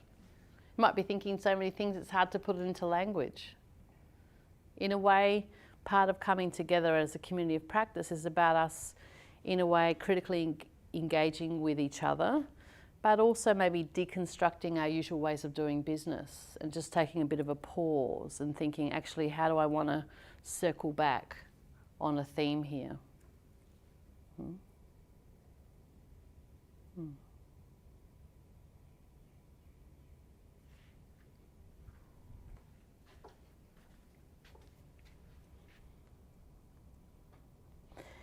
Some really key concepts in intersectional practice is thinking about, we really need to be starting to, I think, break down some of the big monoliths. This idea that culture is a static thing is really unhelpful to understanding an intersectional kind of practice approach. Culture is dynamic. It shifts and changes over time. And it's constructed, deconstructed, and reconstructed. In this also, identity is something that's, there is no such thing as, like, let's talk about identity. What's your identity? Anyone? How do you define your identity? What are the themes? We just had a chat about identity Yeah. and how you actually derive your identity from your perception of other people's perception on you. So it kind of makes a full circle. What do you think about me as I think that you think of me. Uh-huh. And in each, going back to the systems theory, Yeah. and about the roles we have in different situations, like even just as simple as my own family, I'm a daughter, I'm a mother, and I'm a wife. Yeah. And all these different roles have different identities. So that's in relation to all that, Yeah. Yeah. So, Yeah. also Yep. complex. Yeah. That's what we're talking about. Yep. Yep. It's multiplicity. Mhm. Yeah. Work with the one of the people in that video, and I was in consult with them once at the department, and they said, we've been banging on already for like an hour, and they put their hand up and said, I just want to point out that nobody identifies as diverse. Yeah. And Yeah. I was just like, Yeah, nice. so now I think that's a good thing to have on there to remember as well, like regardless of however many intersections apply to any person, that person's not like, I'm a diverse person. Their experience of themselves in the sense of like, I am me is no different than Then I am me. But this is exactly the question. We say there are those people that are complex, there are those people that are diverse, and then there's everybody else. It's like, well, who's the everybody else? How would you define yourself? Yeah, or how would you define yourself as a diverse is a category. It's a funding framework. And it's inherently othering. It's a way that we batch. To diverge from. Exactly, because it implies that there's the usual and the other. Were you going to say something about identity? No? Okay. Yeah. So I think, so we've got, these are concepts that are very important in terms of, so culture is beyond ethnicity. You know, sometimes people say, oh, those people are cultural, those people have got a culture, this is a cross-cultural encounter, and this is everyone else's a kind of encounter with same to same. In the transcultural lens, we say that every encounter is a cross-cultural encounter, and culture is very varied and diverse and has many themes concurrently. Ethnicity, language group, country of birth, migration journey, these are some aspects of culture. So is your age and youth-oriented kind of peer communities, or it's a particular thing that you're interested in, or it's a particular collective of people that you belong to, you have some shared values or shared experiences. So when we're talking about culture, culture is a very broad concept, and it's the way that people communicate with each other. It's about belonging and not belonging to groups. But if we think about culture simply as ethnicity, then we start to kind of narrow things down. So when we're talking about working with, because I often see culture as one of the lenses of an intersectional approach, and I was like, I think we have a lot of different kind of themes getting tangled together, yeah? Culture is not one of the themes of an intersectional approach. Culture is one of the understandings that influences an intersectional approach. The same way that identity is one of the themes that informs an intersectional approach. The other thing I see a lot happening is that identity and diversity is interchanged with the concept of intersectionality. That's not the case. Yeah? It's one of the themes that informs an intersectional approach. Does that make sense? Yeah? So, structuring safety, we've been here already. So these are all the kind of different kind of identity markers that you might see. And we say, oh, intersectionality is about working with diversity, is about kind of navigating identities. That's what an intersectional approach is. However, an intersectional approach, we're going to try and have a little go at another video. An intersectional approach is beyond different identity markers. What is intersectionality? Intersectionality is a way of understanding social relations by examining intersecting forms of discrimination. This means acknowledging that social systems are complicated and that many forms of oppression, like racism, sexism, and ageism, might be present and active at the same time in a person's life.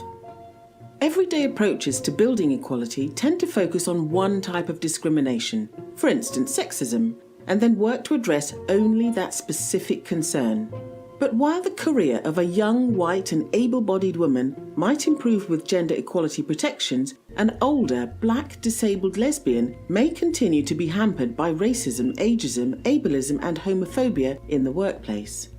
Intersectionality is about understanding and addressing all potential roadblocks to an individual or group's well-being. But it's not as simple as just adding up oppressions and addressing each one individually.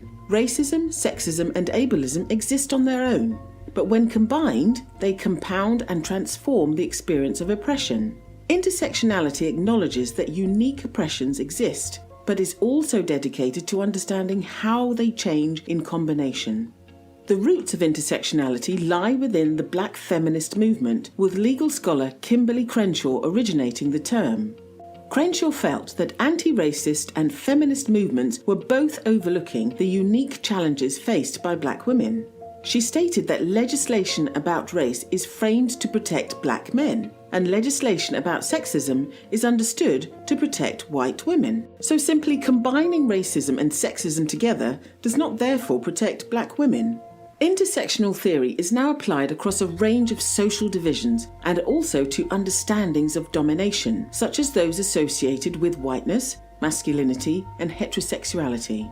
Intersectionality is not only about multiple identities, and it's not a simple answer to solving problems around equality and diversity. It is, however, an essential framework as we truly engage with issues around privilege and power and work to bring them into the open. Intersectionality means listening to others, examining our own privileges, and asking questions about who may be excluded or adversely affected by our work. As importantly, it means taking measurable action to invite, include, and centre the voices and work of marginalised individuals.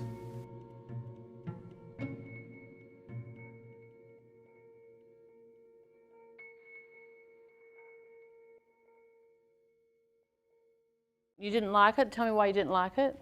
And I think, yeah, and not to say that It's okay not to like it. thing. Like I think that, Yeah. it might appeal or work for some Yeah. people who have perhaps a more like. Yeah. But I think because I have such a focus on semantics, I think that in a different context that video would be fine. But because we are in such a context of Yeah. locating this whole intersectional conversation on the other, I would prefer to see a video that talked about, instead of talking about the Black disabled lesbian, like even just saying those words, unfortunately, is already like feeding into the panopticon of things that are othering that person. I would much rather that it said the white able-bodied Stella and just left the poor Black disabled lesbian out of the entire thing. Because like the whole point in intersectionality is to talk about power and where it's located. And I think that again, like we're so conditioned to divide and to separate, have these, like, to see these like stacked identities. Like, yeah, I heard something once that I've used in training before, which is that an intersectional lens is only useful if it's first located on the self, then on the systems, and lastly on the other. And I think that that's a really useful way of thinking about it, and it's not very often, done. Yeah. In fact, you're about to do it as an activity. Actually, like if we're really embedding an intersectional lens, the person that needs to be thinking most about racism, sexism, and ableism is the person who is least affected by those things. Yeah. Because that's the person who has the most privilege to wield against those structures to change them. And that's closing the gap, right? Yeah. And that's also those conversations of I don't see power. Yeah, I don't see power. Generally, that means you're holding the most power in the space. And that's where the work needs to be done. Like somebody with a lived experience of those identities or, oppressions is in many conscious and unconscious ways navigating that pool of power every day and equalising and mitigating and managing. And exactly, people who don't, who haven't had that experience don't do that. But it's not for the poor Black disabled lesbian to become more aware or make seen or visible or explain or equalise. It's actually for the person who doesn't experience that to catch up and to do that emotional labour and that self-excavating and becoming more versed in the movement of power in the ways that That's right, because that poor Black disabled lesbian is always doing it anyway. Like, then why should she have to lift anybody else's game? So it says something about who made the video.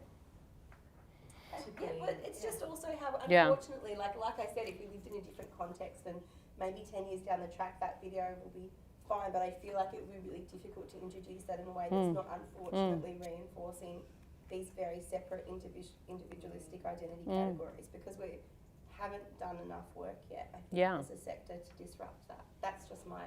But also, again, language and semantics is my focus. we haven't done much work yet as a culture, I think, to dismantle that concept.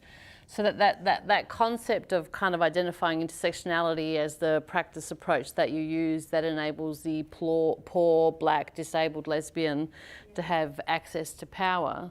So this is something that this is a kind of little 3-minute video that's like I'm seeing in a lot of different workshops in Melbourne right now. Right.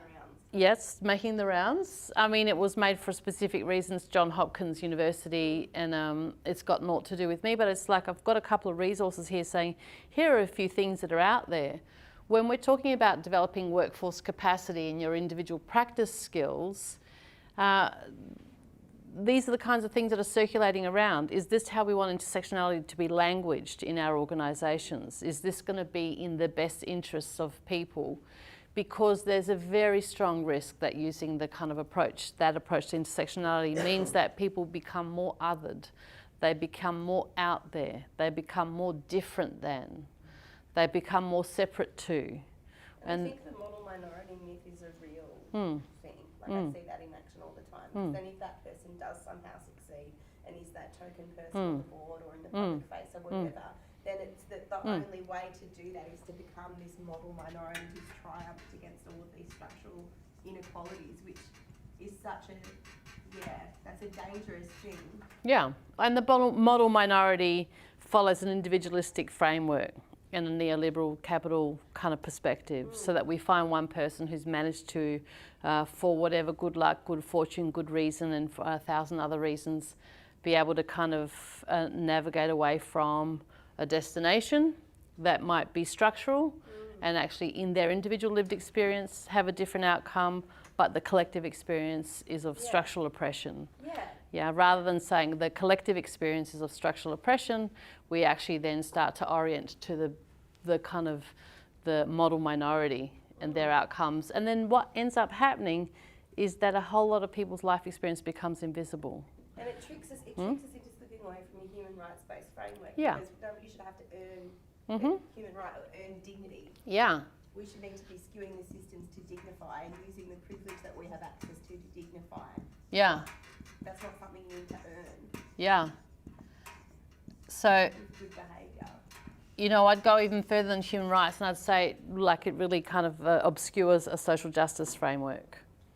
And that's another essential component. We need to learn how to navigate power, how to speak about power, how to negotiate power, and also thinking about and reflecting on and designing for what does a socially just service look like? What happens when we're providing our practice from a social justice lens, from a lens of ethics?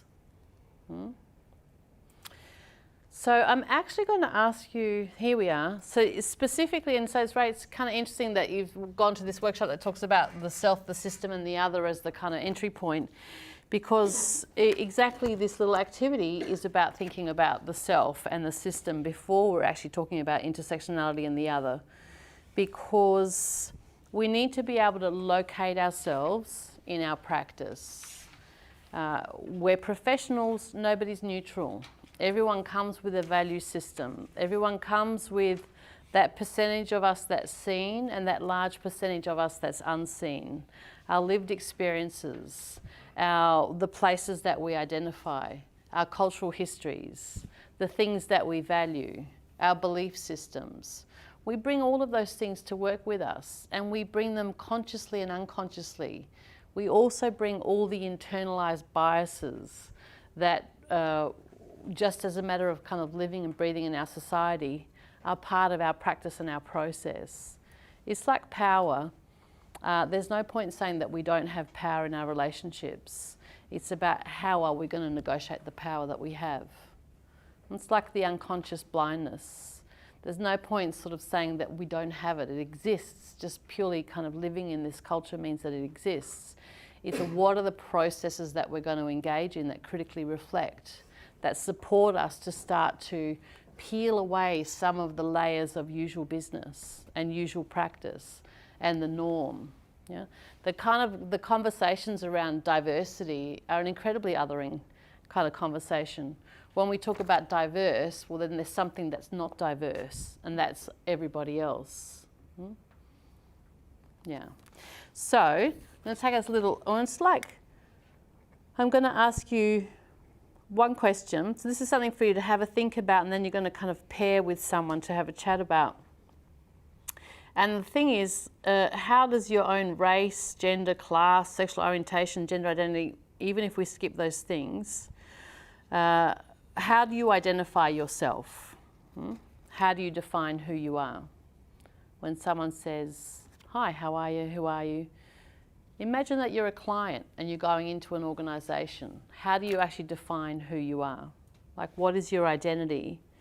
So I want you to kind of, number one question is to have a think about and maybe jot down a few things about how do you identify who you are. And it might be your cultural background, it might be your experiences, it might be the things that you value, it might be different identities that you centre yourself in. Could be a whole lot of different things. It could be a completely different thing. So just how do you define who you are? Because we are actually asking our clients to do this every single day. Hi, who are you? How can I help you? But we very rarely ask ourselves those questions. So how would you define yourself? And in that, do you experience, so that the second part of that is, do you experience any forms of inequity, discrimination or oppression as a result of your identity? And are some of them more privileged, some of them less so? I'm going to write the questions over here. But I'm just wanting us to explore our identities, how we define our identity. How do I define who I am? It might be my occupation, might be my gender, might be my sexual orientation, might be my cultural background, it might be my belief system. Who am I? And when I'm defining who am I, are some aspects of me more privileged and are some aspects of me less privileged? Or is that not even a conversation that I'm oriented to? Does that make sense? Yeah? It's going to take 5 minutes to have a little think about that, and then we're going to pair up together with someone different in the room to have a conversation. And if you want, I can write them down here. Is basically who, and I don't mean who am I, what am I doing there? We don't need to, like, just in a light way. Who am I? How do I define myself? You what? I'm glad you said that. Yeah. In a light way. Yes, yes, yes. Not in like I mean, no. Let's try and pause on the existential crisis till later.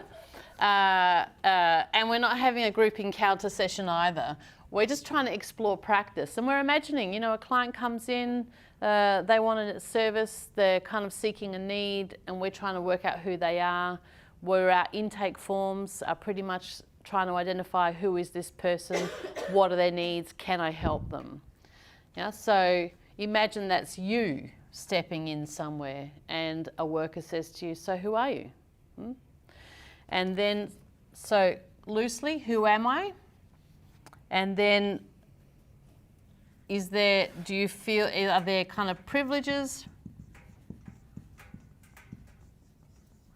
or oppressions or both? You know, from the ways in which you define yourself.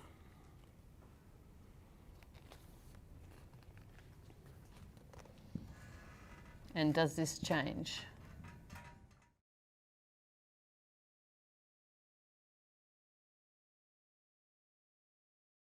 So intersectionality is a verb, yeah? It's a theoretical framework and it's a verb, it's a doing. To be intersectional in your practice means that we're constantly reflecting on, evaluating, tracking themes around identity, themes around othering, themes about privilege, themes around oppression, looking at who's in the room, looking at who's not in the room. And that's an action. And I think that there's a big risk in terms of trying to say, oh, we're going to orient to intersectionality, and we watch a YouTube, we get the theory, We listen to Kimberly saying something and we go, we're across it. And then we go back to just usual business. And we think, oh, well, we're doing sort of inclusive practice and we've got a diversity lens. So I'm sure we're sort of in the arena. You know, in a way, sometimes I walk into organisations and they're saying, oh, this year we're focusing on Aboriginal and Torres Strait Islander. Last year we did LGBTI. Next year we're thinking about kind of doing gender training, gender-led, you know, practicing from a gender lens. And I'm like, and they're like, yep, and our inclusion officer is managing all of those others. Yeah?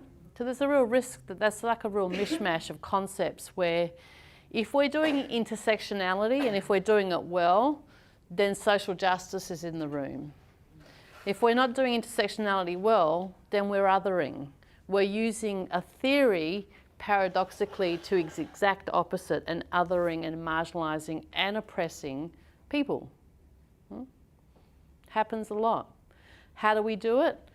We need to understand that practicing from an intersectional lens is an ongoing process. It's continuous exploration. And this, what we're doing in this room right now, this is intersectional. This is people getting together and going, I don't know, I'm just sort of new to the idea and I kind of want to understand it, or I'm really advanced in the theory, or I'm really advanced in the practice, or I'm not sure, my language is kind of trying to be clear about what I'm talking about.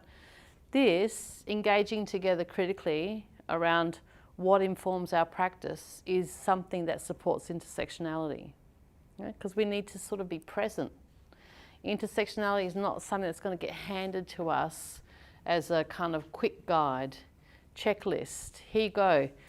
Follow these kind of points on the checklist and you will have an intersectional practice. It's not possible. Intersectionality is relational. It's critically engaging with what's going on. It's thinking about the said and the unsaid, the seen and the unseen. And it's tracking the movement of power. So that means there's, power is everywhere. That means that the kind of intersectional conversation is an ongoing conversation. There's no end point, there's no destination. It's constantly being in the game. I have a question. I work one day a week at a high school in Melton. A high school that's had a lot of issues and been in the news a lot. And they've engaged a community liaison officer or a cultural liaison officer. And I've spoken to a lot of staff, and some of them think it's a really good idea because they were having trouble kind of engaging certain communities, and then other people say, well, it just further reinforces the othering, and we can't integrate with them, so we need this other person to do it on our behalf. What do you think about it? Many things. What do your colleagues think about it? This is about all of us having conversation. What do other people think about it? Because that really speaks to a conversation around cultural safety, cultural responsiveness. How do you partner with communities, community engagement? Is the process of having that position more making that community other? But doesn't What do people think? Depend on how it's done. If I have issues, or if I identify that I have a gap in my knowledge or my skills to engage with a certain group, I think there's a strength in seeking support, right? But if I don't actually learn from that process to do it myself, then I am further. I think that they've said, like, tick, great job, we've employed this person, and now we don't have to worry about it. That's like shove a person into the gap where like practice development should be, rather than being like, why can't we connect with these communities? What are we doing? This is like having the LGBTI portfolio or having the disability portfolio, or having the bicultural worker. That's the champions. This is like, so that those things are not necessarily bad, and they can actually be really fantastic, but it's the intention.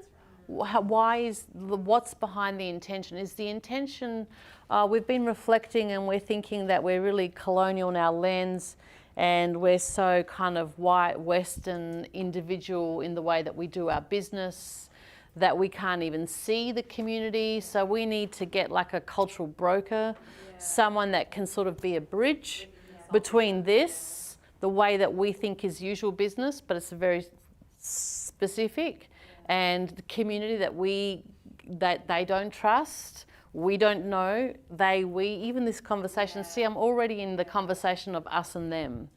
But it's the intention of of having that position, that person, because an intersectional lens also doesn't mean, oh, we're going to say everybody's the same, yeah? Because then we lose the specific cultural history, the life experiences. It's like saying I want everyone to be like me because it's Yeah. And like me is generally white, middle class, male, and educated. Yeah. Which is how a lot of our systems are designed.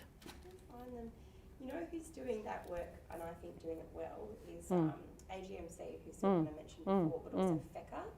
So that's the Federation of Ethnic Communities Councils of Australia. So that's a multicultural interfaith. It used to be called something else, I think the Interfaith Network. But they came together and they do things like identify. So for example, they did an aunties program in the Sudanese communities when they were identifying with really high rates of family violence. But rather than referring them to external agencies, they identified the women in the communities who are already doing lots of in-community response around safety, keeping track of who was, which guy was off the rails or like out of prison or who's just had a baby or and actually community-based capacity building of those women in community and like different things like that. So that's like a community, I guess, developed model around exactly that.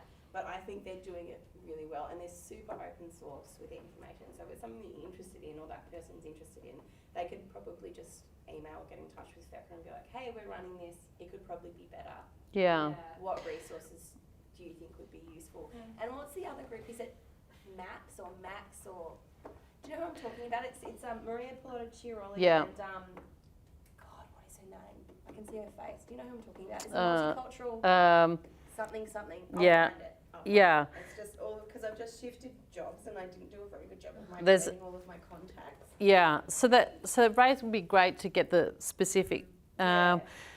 Concept-wise, you've got to think about what's the intention. Why has that person been appointed? Yeah. And is there another way it can be done? Because if that person's been there because their job is to actually create safety, to be the safe face of the school and the organisation, to actually go into community and say, this is who we are, this is who we are, and we're wanting to actually be safe for you, we're wanting to understand what you need from us, without being an us and them.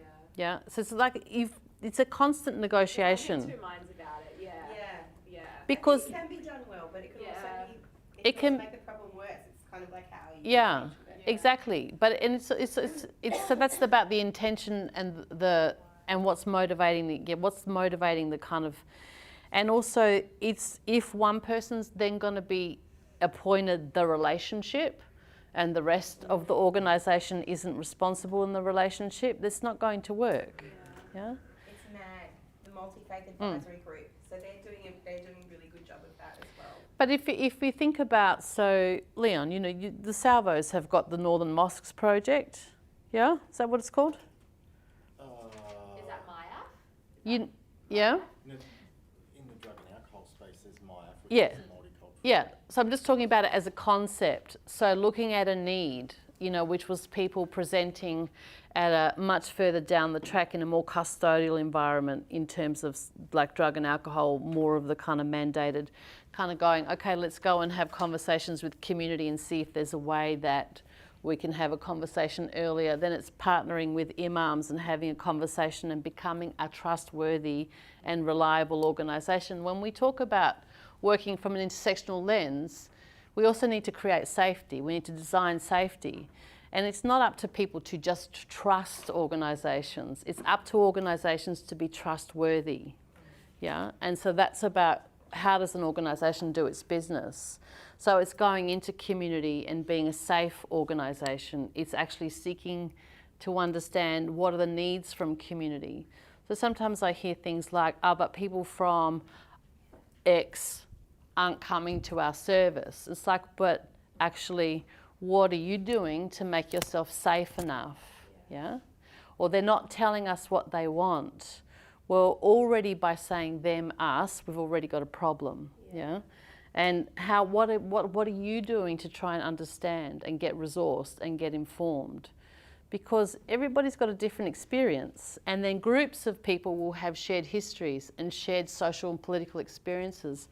So when we're talking about intersectionality, how do we work in a practice where we're working like with the person in front of us, but we're also factoring in collective experiences that they might have had. We're not saying, oh, everybody's the same, therefore I'm going to treat everybody the same way. Yeah?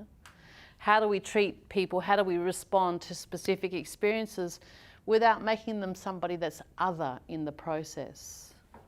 Does that make sense? Mm? So you're not sure about it because you've got to because you don't actually know about the intention around it. Yeah? But then again, it's like that binary thing, isn't it? Like, does it have to be good or does it bad? No. It can kind of be somewhere murky in the middle and they're still trying to figure it out. Yeah. Yeah. Beautiful. See, that's an intersectional lens. That's like saying, okay, a community liaison officer has been the position's been created because we think that it might support more access to what we have, to services more. We're thinking about it, it's going to create more justice in the picture, but what's the intention of that community liaison officer? How are they going to work? What do we think their job's going to be? Yeah. How much can the community define that role? Yeah? Because then that's a community-led. Whereas if it's the school saying, here's a community liaison for all of you, and this is how they're going to help you speak to us. Kind of get the sense it's more that one. Yeah. We've identified a gap and then we whacked a person in it. Yeah. The gap is gone. Yeah. Well, we don't even know what the gap is. Yeah. But we just know that there is one. And we think the gap is that you don't know what to do, so we're going to put this person in to help you know what to do, because we know what you should be doing. Yeah? See, and that's power. And usually in that role, when that person gets removed, the gap re-emerges. Yeah. It's not an education or a bringing together or a long-term solution. No. Literally when that resource or that person or Yeah. that element is gone, Yeah. the gap re-emerges. Yeah. Look, it's the two-way street. Yeah, literacy, community development. I mean, even the idea of community development as a word is challenging, implying that there's something wrong with community and you need to develop it. Develop up to yeah. our standard.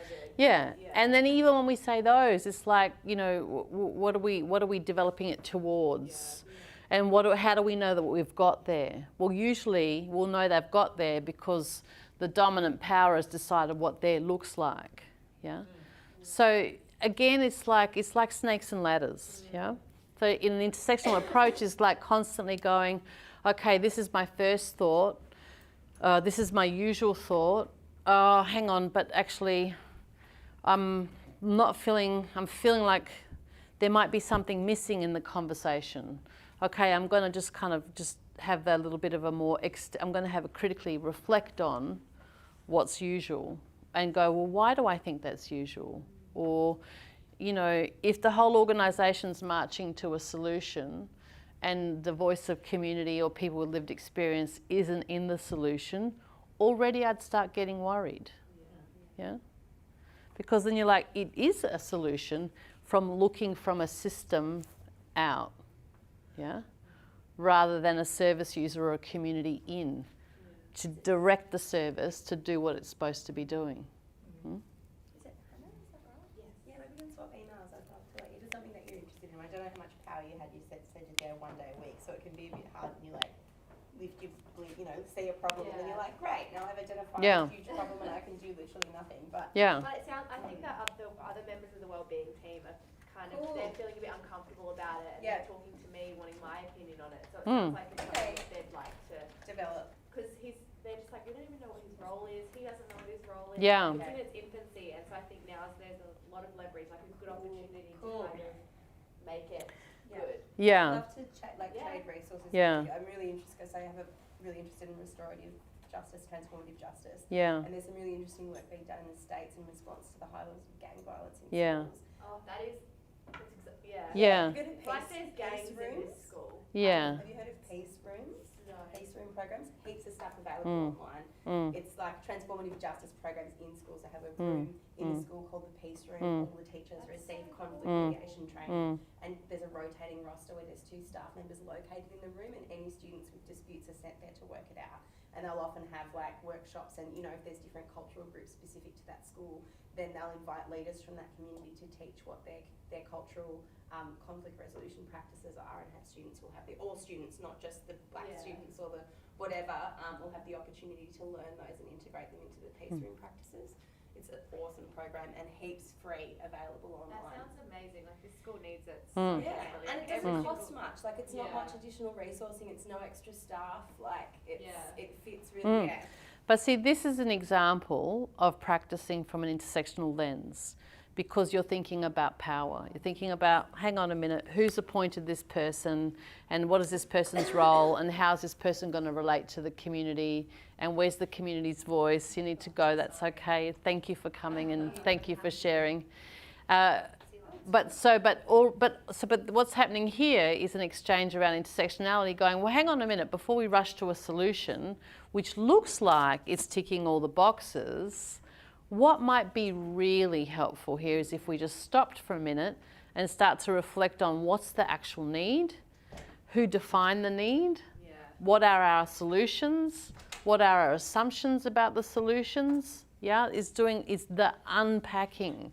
Whenever we're at a destination or an answer super fast, and in a sense, without too much discomfort, without too many questions, then we've got to start thinking very carefully, hang on a minute, because this other conversation is going to take longer, is potentially going to be more uncomfortable, is going to ask us to reflect on what are some of the assumptions that are informing what's going on, but will more than likely be more responsive to the kind of current issues at hand. The other way might get someone on the ground quicker, get something in place quicker, but will it actually deliver anything any different? I don't know. And so far, no. Lived experience is complicated. All humans are complex. We're all so complex, there's no point even using the language of complexity. So then it's like we just need to take time to try and peel back, what do you think's going on here? What do you think's going on? What do you think's going to help? And then enter into dialogue, be in that relational dialogue, which is where we keep going back to, which is interesting because intersectionality is such a conceptual theory. However, it's actually implemented in relationship. It's understood and explored in that back and forth conversation. And this is exactly what's going on here. Conceptually, it's been interesting to call it a triangle or nodes, the dialogue, because you've actually modelled, like you've worked in parallel. You've given, like this is like a case study example. But you've always parallel, like commentary and the science. But You're funny, Like I can't think of any other word. So that's on that. But so I think you've mirrored it. So if you could break that down and model it into a graphic animation, I think that would be very. That would be amazing. Useful and powerful. And I think it's just the last thing. The one thing I wanted to say when you shared that example was I think it's really good that there's the critical that there are different parties with different thoughts. Like they actually, it shows they're critically reflective to me. And so I guess us as an audience, we've felt there's maybe an opportunity. It's so good they're uncomfortable. But it's good that they're not thinking the same thing. Yeah. They're all thinking the same thing, whichever way. I actually think that would be more dangerous. You know, exactly, and this is why, in a way, intersectionality takes time, Yeah, practicing from an intersectional lens takes time because our stereotypes, our assumptions, our projections and our judgments that come really fast are not necessarily going to be the most helpful things in the way that we sort of start. And I think it's, exactly, it's a beautiful example because Hannah's like before was saying to me in the break, oh, you know, we were just talking about, but what does it look like? Like, what does intersectionality look like? If you put your hands on it, like, what is it? Like, what does the process of intersectionality look like? And then just that beautiful question going, hang on, you know what, actually, I've just been thinking about this thing that I'm involved in, and I'm just wondering if the solution is maybe not the solution, and I'm actually starting to feel a little bit uncomfortable about the solution because I want to explore it a little more. That's practicing from an intersectional lens, yeah? Because you're thinking, hang on, when I was talking about, is it about the system deciding on a solution for the community and then telling the community what it is? That's all about power. As soon as I said that, you were like, yeah, that. So even if you can't language it, you're already understanding and processing the movement of power. Intersectionality is getting better at that conversation, getting better at naming it, getting better at seeing it. Those times that we're feeling uncomfortable is usually because the power is moving in a direction that's actually creating oppressions, yeah? And we can't necessarily put our finger on it, but we're thinking, I don't know, this is like, I'm not feeling real comfortable about this solution. What we get better and better at is going, you know, actually, where's that solution coming from? What direction? And who stands to win? Who stands to actually become invisible in that process? Yeah. Yeah. I think it's really beautiful. But see, you know, added to those other things, these are all the others. So these are all the kind of different things. Now, I do want to give you a chance to talk to each other in terms of that conversation about identities. What? It's 4 o'clock. Yeah, cool. For 4:30 we're going out of here. Or we're going before. Uh-oh. Oh no, but that's okay because here we are. I tell you what, there's your last half hour. No, we can absolutely have that conversation at line, but these ones you can keep, take them home, but I'll send you the links so that you can actually look. I'll tell you the other things that we were going to have a look at, or we've done it already, the power dynamics. This is like a backup, it's a spare. I thought if nobody was going to talk today, we'd have to look at a lot of slides. I was like, God help us, let's hope people are talking. The universe, the fluids, everything. So that's great that we actually haven't needed to look at all the slides, but you have them as a resource for yourself, and we'll upload it when Naomi kind of sets up the community of practice so that you can have the links. What do you, because I noticed the Family Safe Victoria. Yeah, why is it there? No, not why. Yeah. What are your thoughts about it? Well, I'm not going to have an opinion about it at this point because I think they're launching and I don't really want to kind of like, and in the spirit of collaboration, everyone's trying to get a conceptual framework happening, and so I really get the understanding.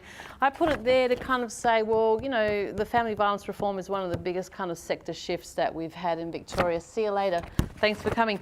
And I'm just saying that they're attempting to put a conceptual framework, like what does it look like from a practitioner lens, because I'm really mindful that we can have a community of practice and we can critically reflect, and it's actually, this is how we do business in intersectional kind of practice. And at the same time, you'll have colleagues that haven't come to this conversation who maybe don't have the time or don't think that they can allocate the time to looking at the online resource. And they'll say, but what is it that, how do I do it? What do I do? Like, how am I in the arena? And we have to be able to find a way to be able to communicate those things. And, you know, visually, I think is a great way to try and work it out.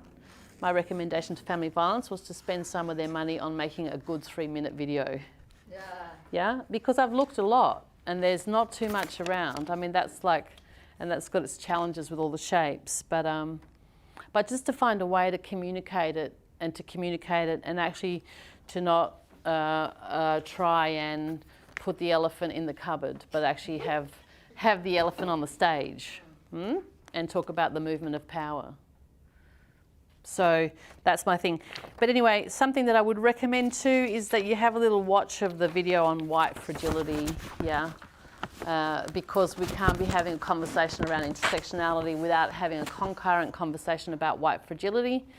That's always, people have started to have conversations with me about intersectionality, but when then I add the white fragility narrative in there, things sometimes go a bit of awry. But I'm unashamedly political, and I think it's really important to actually have that conversation about white fragility.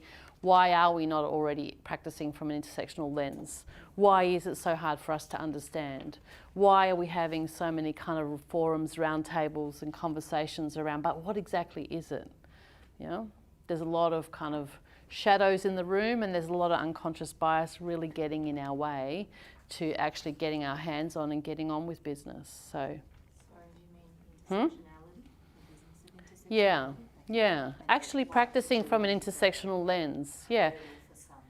Yeah, I think for some people, and when I say some, I think it's a problem for maybe where the power traditionally sits. Yeah. I think it's more of a challenge. It's more of a challenge. It's that kind of fish in water, kind of the ubiquitousness of power, when you're kind of consciously and unconsciously kind of benefiting from the power, the system structured, and the power. It's very hard to sometimes, I think, see it, or you see it, but then it sort of disappears again, and then you just need to keep re-seeing it. But anyway, but you'll get all that, and thanks for coming, thanks for chatting. Hopefully it's been interesting. You're a diverse group of people, which is excellent, and maybe you can have a little chat online about your identities. But that thing, I would really recommend that you keep sort of exploring that thing about who am I, what part of me is privileged, what part of me is maybe oppressed, or when are the times, or what are the contexts? How does it shift and change and move? Because practicing from an intersectional lens is a really fluid process. We need to be in that back and forth exchange, and we need to really be engaging a critical lens to all of our concepts about usual business. Thanks for coming. Thank you. Safe home.